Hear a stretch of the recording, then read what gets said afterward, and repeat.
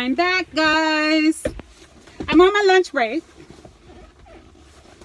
So I decided to spend it with you guys. Don't forget to like and subscribe to my channel. And please share it. I'd appreciate that, guys. Anyway, a Netflix documentary series on the assassination of Malcolm X has raised enough questions that the case will be reinvestigated. So they're planning on reinvestigating Malcolm X's death. I think that's hilarious. I think it's funny because I'm like, so now y'all gonna pretend like y'all don't know who murdered Malcolm X, the people who murdered Malcolm X, really?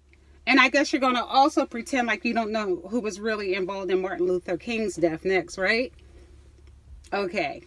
Anyway, the Manhattan District Attorney's Office said that it would review the case after new information has come to light. Really? Pink people are something else. I wonder what the Honorable Louis Farrakhan thinks about that they're going to reinvestigate Malcolm X's death. I'd love to hear Louis Farrakhan's thoughts on this.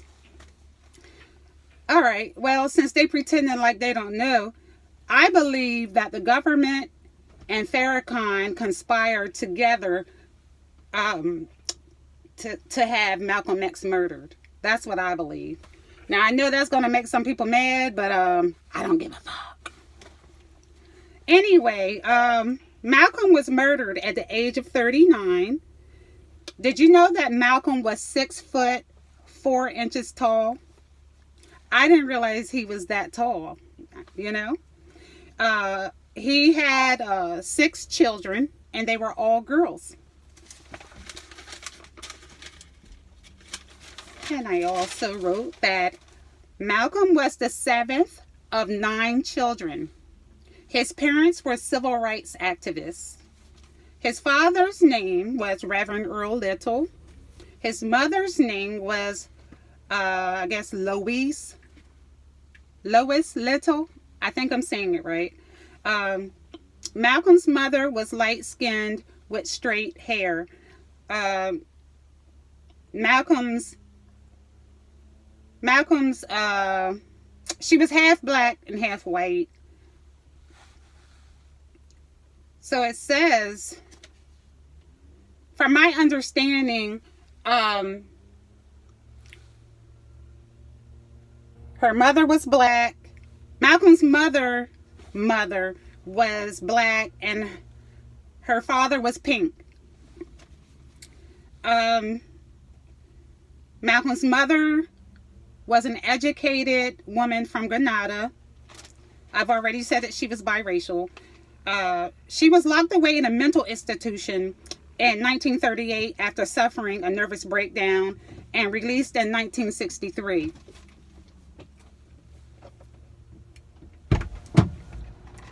Her mother had a disdain for pink people because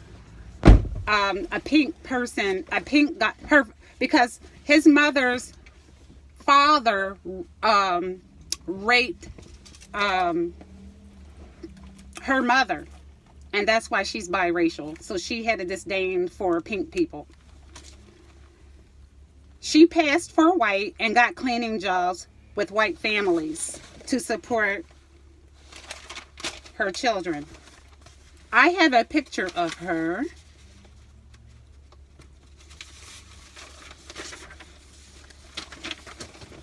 I don't know if you guys ever seen a picture of Malcolm's mom. This is Malcolm's mom.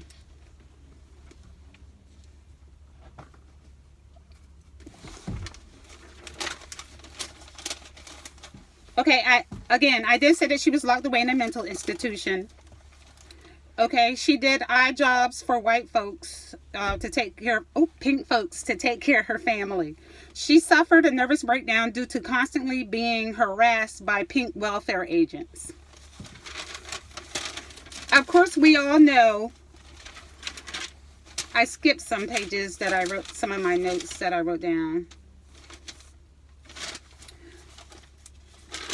Of course, we all know of his wife, Betty Shabazz.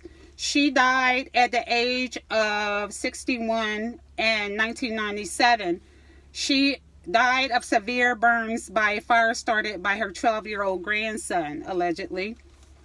Her government name was Betty Dean Sanders. When her husband died, she had 4 children and was pregnant with twins. She earned a master's degree in public health education and a PhD in education administration. She was a professor at Medgar Evers College, and she did all of this after Malcolm's death. What a very strong and courageous woman.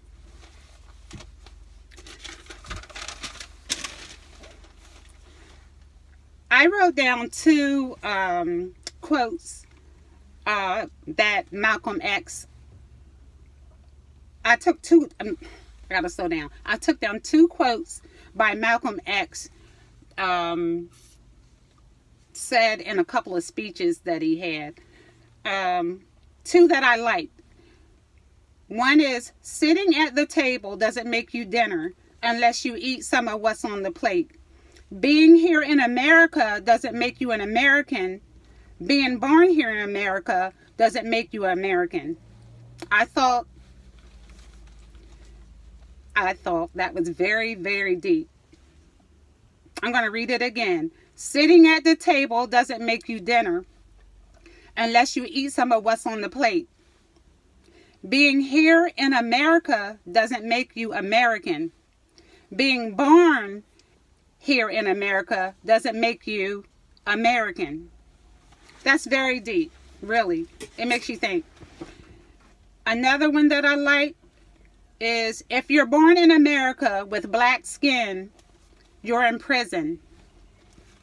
And the masses of black people in America today are beginning to regard our plight or predicament in this society as one of a prison inmate. I want to read that again, guys. If you're born in America with black skin in America today, start again.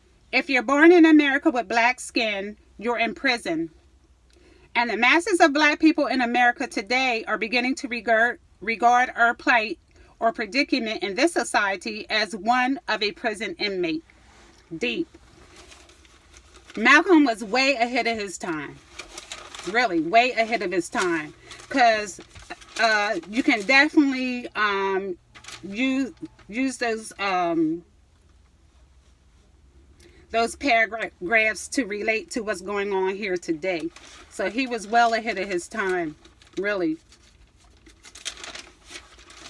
But all in all, I got some pictures I want to show you guys. I took some pictures down. Let's see. This is Malcolm's father.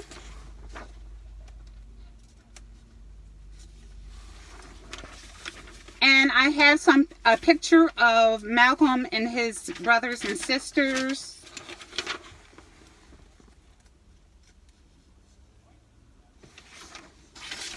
Here's another picture of him and his brothers and sisters.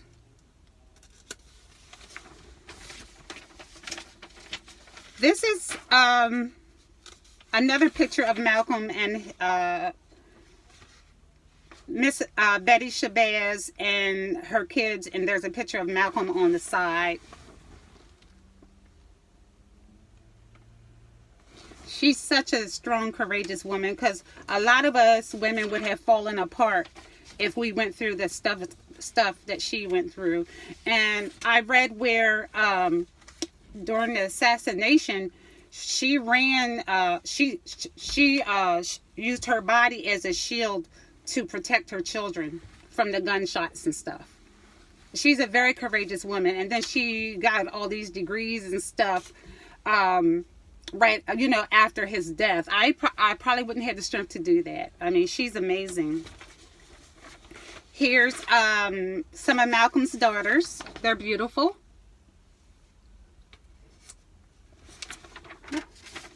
Here's a picture of Miss Shabazz and some of her daughters.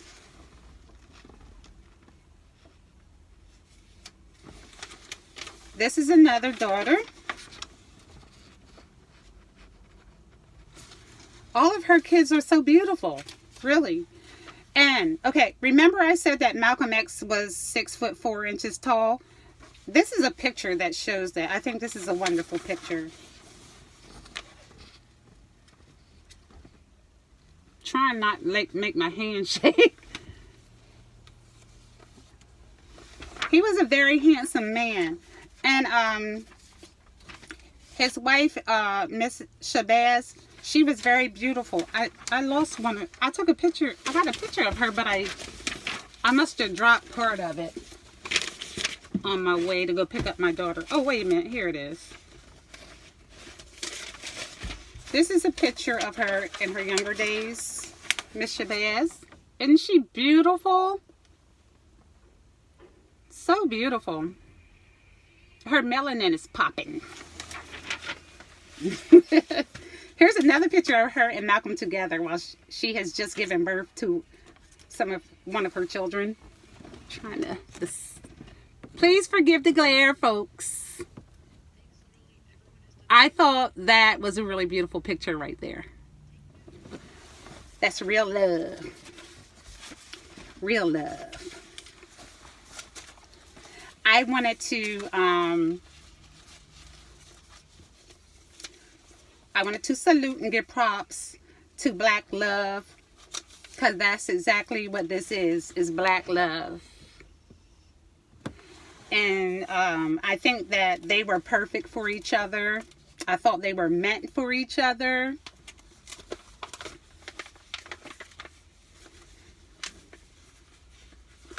And I fully support Black love. Black love. I support Black love.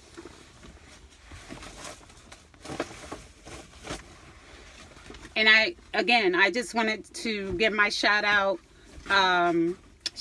to those two Black people, because in the world today, if they were alive today,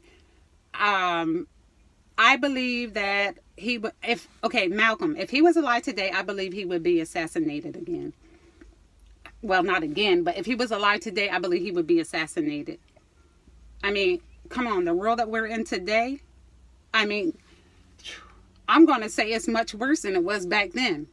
You know, things are happening differently, but things are happening the same. The same things that were happening back then are still happening now.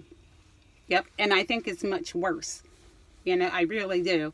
I don't want to go over the things that are happening right now. I don't have enough time. But it's a mess out here. I mean, really, it's crazy. But you guys already know that, right? Yeah. So, I want to thank you guys for joining me on my lunch break. If you have any time, like tonight or, you know, in the next few days, why don't you Google some of the speeches that Malcolm X made. I mean, they were awesome speeches, really. Awesome speeches. And I've read that she and Coretta Scott King were very close. And I call Coretta Scott King and Betty Shabazz my sheroes, because they were some awesome Black women, really. I mean, can you imagine the things that they've gone through? I mean, really. I don't think I would have made it through. I would hope that I would, but I don't know. And as well as Malcolm's kids having to witness him being assassinated. So, want to send a shout out to Mr. PhonyCon. Mr. Farrakhan. Cute. All right. I still wonder what he's going to think about them pretending to reinvestigate Malcolm's death. I mean, the nerve of Pinky. Really? Anyway, guys, have a nice day. Toodles. I'll bother you again tomorrow.